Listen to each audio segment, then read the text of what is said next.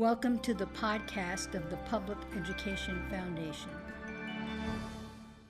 I'm Zhan Okuda-Lim, resident fellow with the Leadership Institute of Nevada.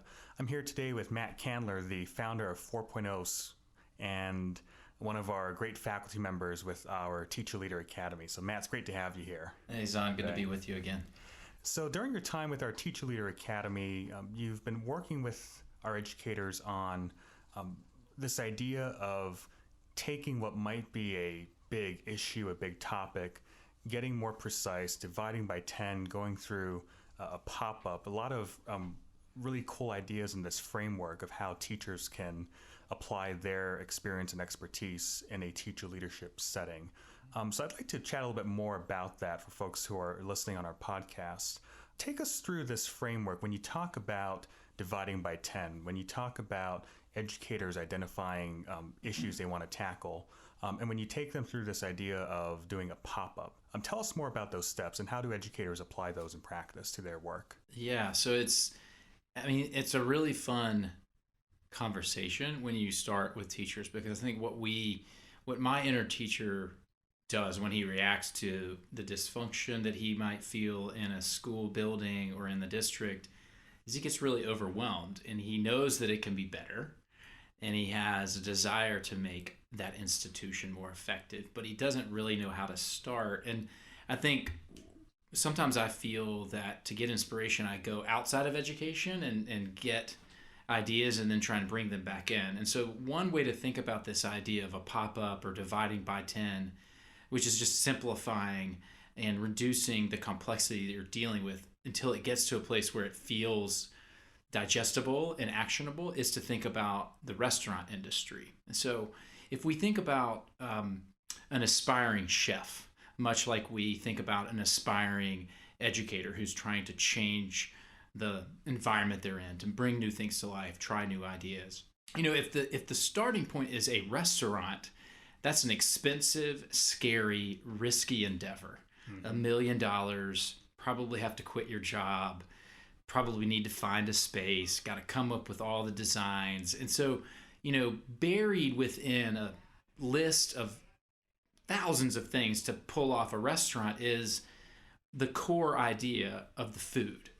And so, if we could think about what's happened in the restaurant industry in the last few decades, what we've seen is the rise of two very interesting technologies that I think have led to more innovation and more diversity amongst the people who are defining what food culture and food options are in cities all around the country. And that is the food truck and the pop-up meal. And so, let's talk about the distinction between a restaurant and a food truck. Mm-hmm. If that $1 million has gone down to now just say $10,000 is what you need to get into a food truck, that's a 2 order of magnitude shift in the starting point on the financials. There's an equal 2 order of magnitude reduction in the professional risk. You can get a food truck and do it as a side hustle on the weekends. You don't have to quit your job.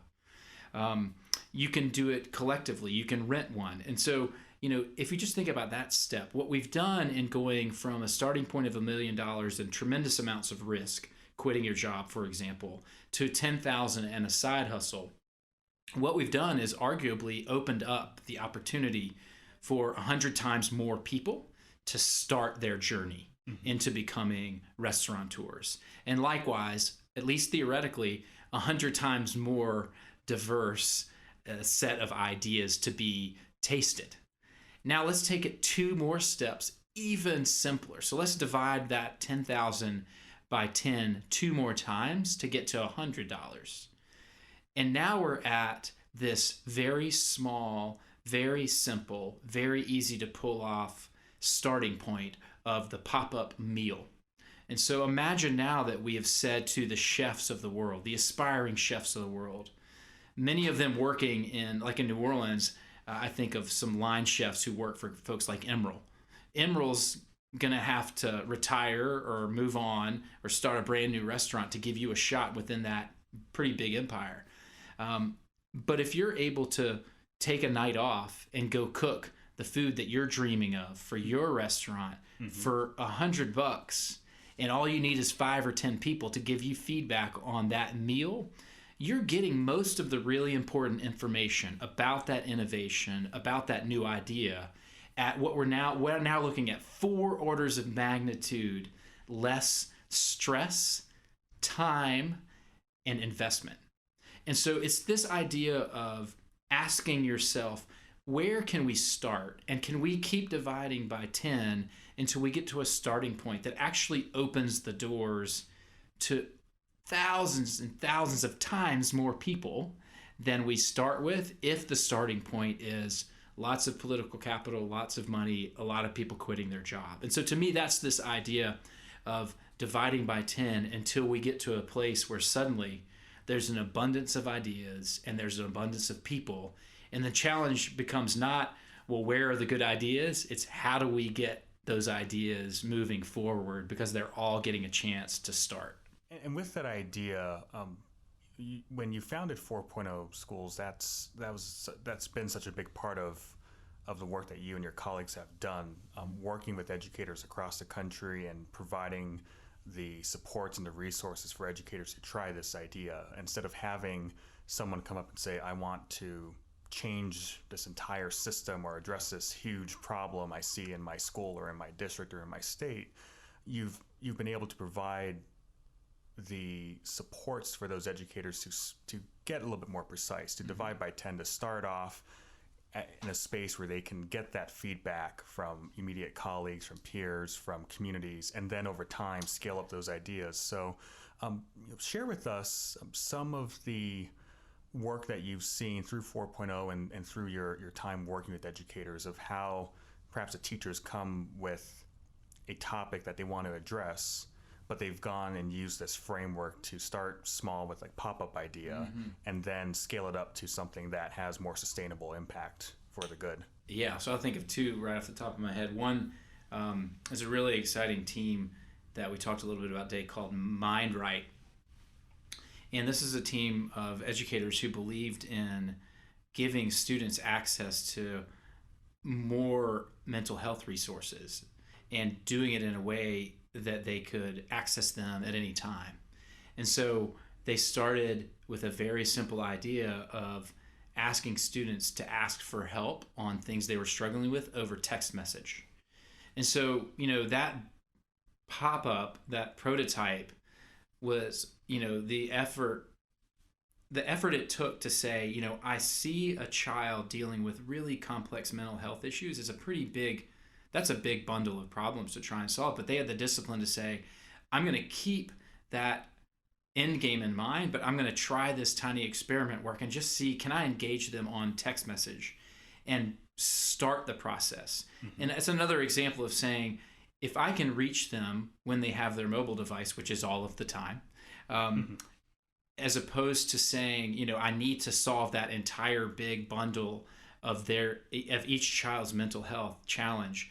That's a good example of embracing the constraints of something as simple as a text-only cell phone that you could hand out. You could buy for $5 or $10 at Target or Best Buy and carry those around and give them to kids and let them just experiment with you on this. That's one example just that I like, because it shows the discipline of constraining yourself to a really simple idea, but still having a vision of a pretty complex task ahead of you.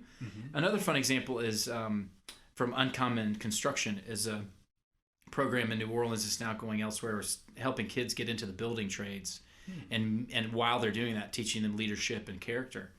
And the first pop-up of that idea was a very simple competition between kids to see who could hammer a nail into a board fastest. And you're thinking, like, what does hammer races have to do with getting a job in the construction industry? Well, it turns out a lot, because you're breaking down for kids what some of these basic tools are, and you're making it fun, you're making it accessible. You're not saying this is related to whether or not you're going to succeed in life. It's related to, do you have 5 minutes to try something fun? Do you have 5 minutes to try something fun? Yeah.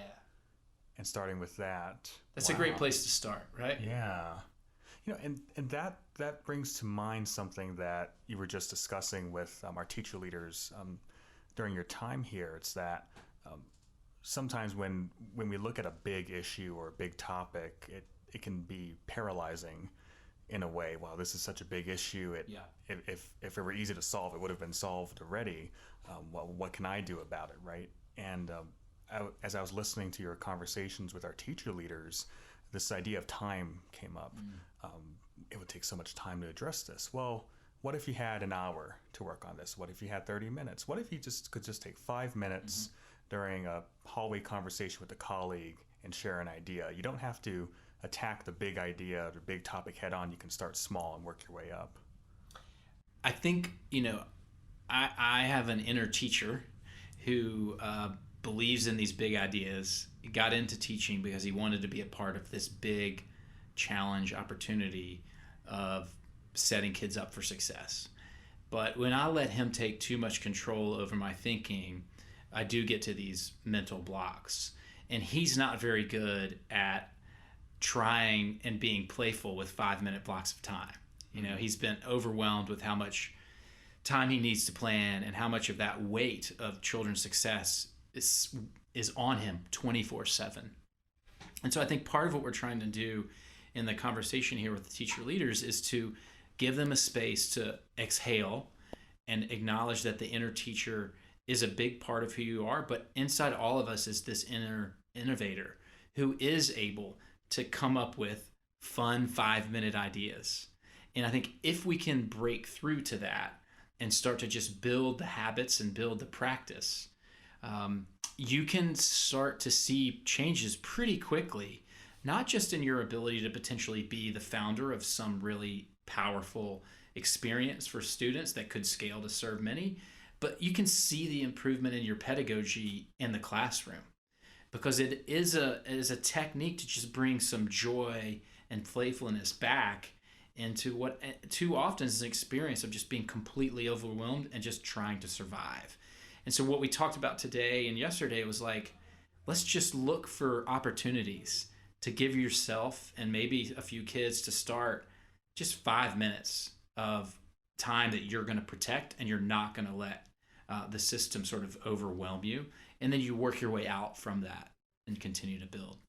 And on that point, I'm talking about educators being in a role to start something new, to found something new, be a founder of something that hasn't happened before. I'd like to chat with you a little bit about this idea. Last time we met and you and I were here on this podcast, you were in a transitional phase out of 4.0 schools. You were the founder, you had led the organization, and at that time you were in leadership transition, and now it's a year later. Yeah. I'd love to hear your reflections on what that experience has been like as someone who was the founder of an organization, and as someone who has taken 4.0 to where it is now.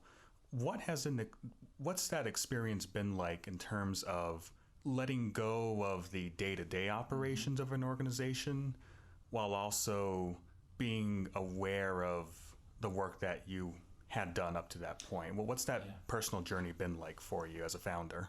I think the last couple of years have been, the first word that comes to mind is liberating.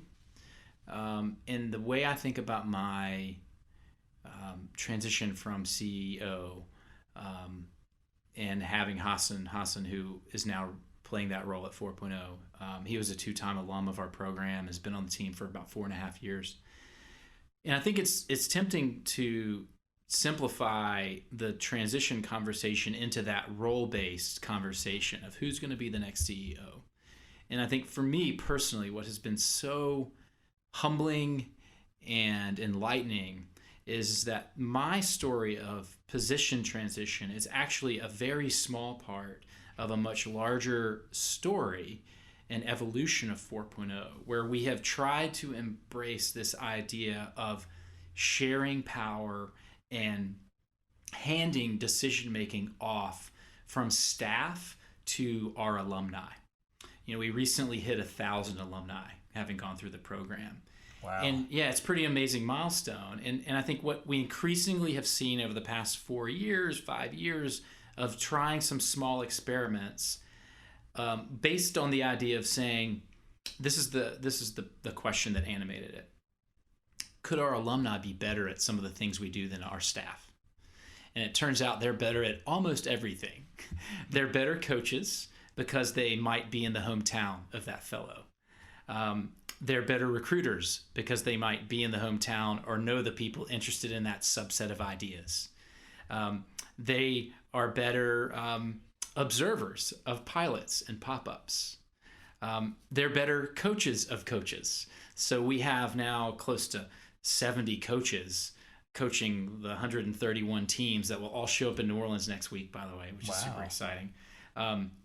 But the coach of those coaches are alums who are trying to juggle the work for us and their own startup or venture.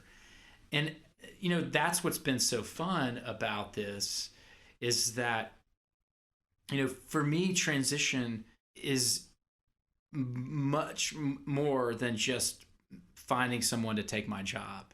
It is part of this story of saying some of the structural challenges we face in education are that power is so centralized that families and students and teachers, those like engaged in the actual transactional work of learning, are often left out of the biggest decisions. Mm-hmm. They are powerless relative to people who hold a lot of the power and decision making. And so, how can we, in any organization we're in, live into a different perspective on that? And can we demonstrate that to ourselves first and then maybe to others?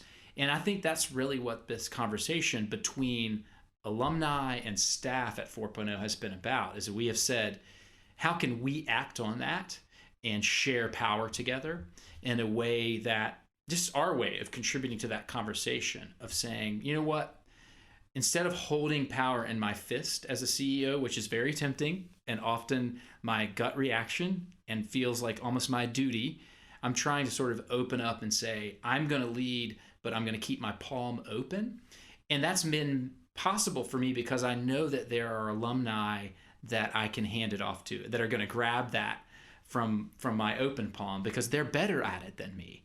And I think that's been really, really, really liberating for me to say, I now feel like I'm participating in a much bigger project than just finding my replacement. It's very insightful as you're sharing your reflections on what it means to share power, share leadership of an organization that you've been such a critical player with and a leader in over time. So my last question here is a very simple one, or maybe not. Mm-hmm. What's next for Matt Candler? What are you working on now? Oh, great question. For a few years, I've had a side hustle, which is partly just a way for me to feel like I'm part of the work, because we're so often challenging people to do their entrepreneurial work as the side hustle. Don't quit your job yet. Try this thing in the fellowship. And I've been doing a side hustle of my own, which is converting motorcycles into electric drive. So taking an old gas bike and getting rid of the gas motor and replacing it with an electric motor and batteries. Mm-hmm. And I think that has kept me curious about the world of energy and sustainability and how we might transition off of fossil fuels. And my inner teacher is starting to believe that the urgency of that particular challenge is as great as the urgency of educating kids. And so in my mind, what I want to do mm-hmm. is sort of trade education as 80% and energy as 20 for the flip. And could I live out a chapter of my career where I'm doing 20% of my time in education and 80% energy? I don't know if that'll pan out. Yeah. But I think for me, I want to lean into this curiosity. And I am a big believer in this concept of people being able to access multiple silos. I think one of the worst things we have done in setting up the way we address hard issues in the West is to silo ourselves. I'm an educator, you're an educator, but many of the problems that our children deal with transcend these ridiculous silos that we've set up for ourselves. Indeed. Health and food and energy, all of these things are part of that human experience, but you and I are forced to deal with just a silo. And so for me, I think it's important to just lean into that idea that, what does the future of energy and sustainability and the planet warming have to do with the future of school? I'm super curious about that, and like very open to what some interesting connections might be, and just trying to put a little time into that and seeing what sparks spark and how they might, ignite some new ideas. And as you're exploring that, Matt, our educators love having you here with our Teacher Leader Academy. We love having you here working with our Leadership Institute. And as your explorations and your curiosity take you out west, I look forward to welcoming you here to Las Vegas next time you're here. So thank you so much for your time, Matt. Appreciate it. Can't wait to be back.